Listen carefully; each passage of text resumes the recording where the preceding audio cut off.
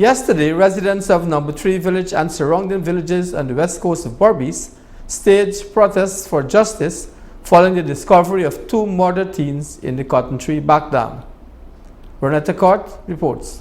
Police investigators are probing the murder of teenagers whose bodies were found on Sunday afternoon in the Cotton Tree Back Dam on the west coast of Berbice.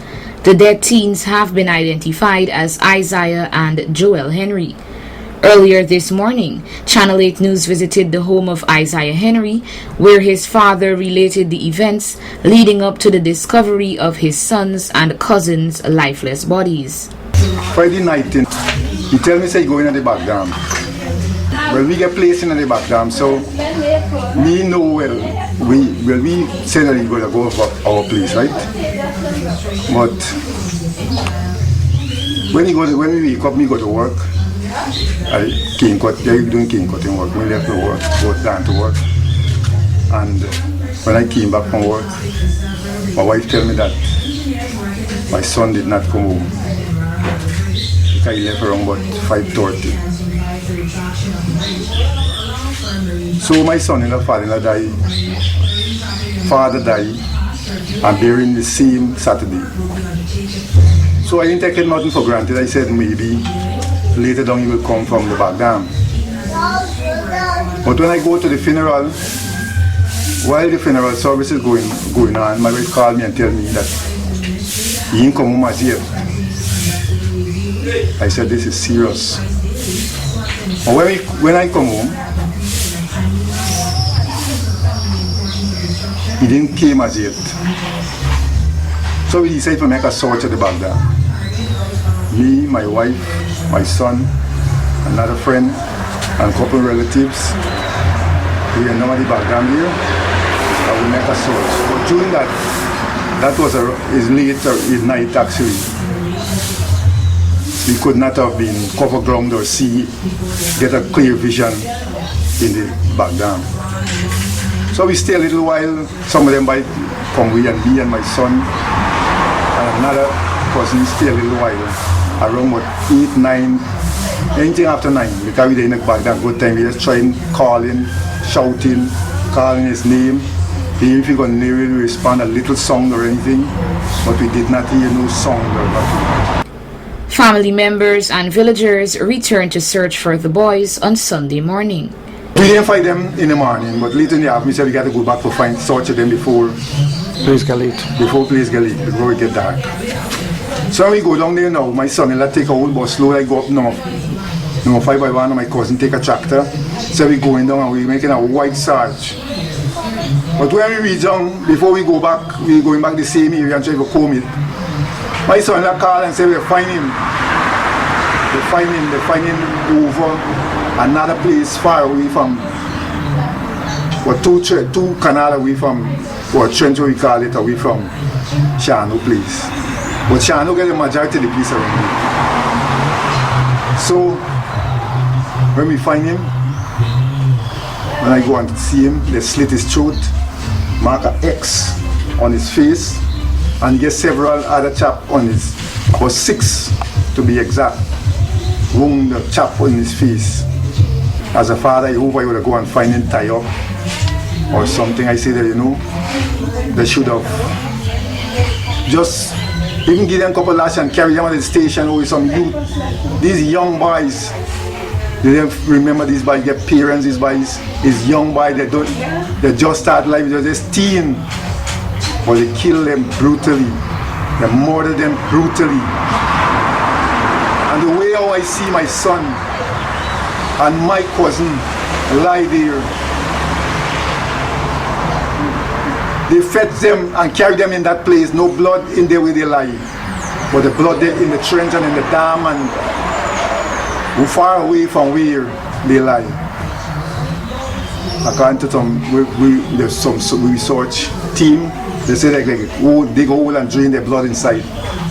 Isaiah's parents related that their son was a jovial and hard-working young man whose life was stripped away too soon. My son was a hard son. He loved to eat. He go out, he come in. Me tell you wash your ways, you will roll it, but you will wash your ways. My son is a good boy. There's a man. There's a me know me child. Very, very jovial. He always like to make joke with us. He always like to be funny. He's a boy like to get off and talk and just get his brother them, talk to them and get a little fun with them and feel. He was a very nice son. He liked talk, he liked music. A lot of times I have to come and cut off the music when I come from work, but sometimes when he come from work, he cut down and he take off the music. But he was a loving son. He had future ahead of him. A bright future ahead of him. I want to say I need justice for my son. I need justice. This newscast also spoke with the mother of Joel Henry, who related that she is quite upset with the gruesome manner in which her son was murdered. My son was a very loving child, a child that don't make no problem, always be in his home. He lived to go to work. I know nothing more. I know my child dead. And they find me body, that is all I know. And they dead brutal. They sacrifice my child. Right now me upset, even the police there me tell.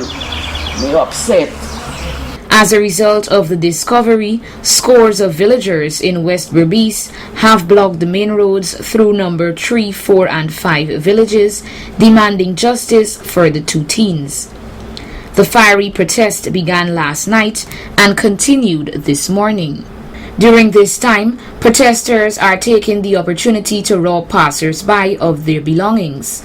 Our camera operative was robbed of his cell phone this morning whilst recording the protest. Protesters are hereby asked to desist from such behaviors. Community activist Mr. Eli Hazel earlier today expressed his sympathies to the families. It really hurts me to see that young people has been slaughtered for a reason or reasons unknown. I would like to give my condolences to the parents, the family, the friends of those 2 young boys. The boys that we have lost 2 good persons. And people, I'm asking you to take control of your kids, find out of their movements. And to the person that slaughtered those people, I'm hoping that justice would be prevailed. Former President David Granger, opposition leader Joe Harmon, and former Minister of Education Nicolette Henry visited the homes of the teenagers to meet with their relatives and residents of the community. We can't reverse what has happened, but we will do our utmost to prevent a recurrence. Stay strong. We are behind you, and we will extend every possible support.